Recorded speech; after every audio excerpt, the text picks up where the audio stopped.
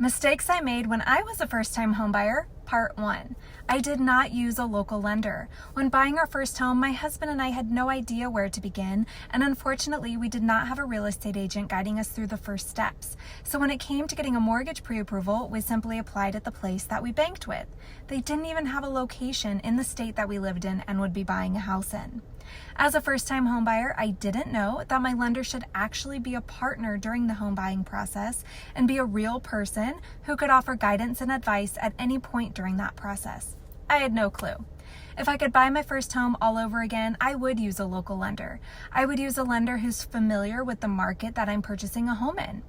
I know now that this would likely result in me having my lender's cell phone number or at least just their direct email address so I could reach out to them at any point during the process.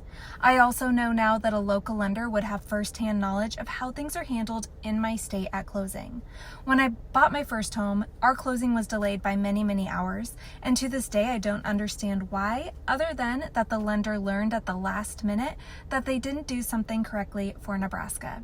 If you're thinking about buying a house this year, reach out to me. I'd love to help you get started and help you avoid some of the stress that I experienced many years ago when I was a first-time homebuyer.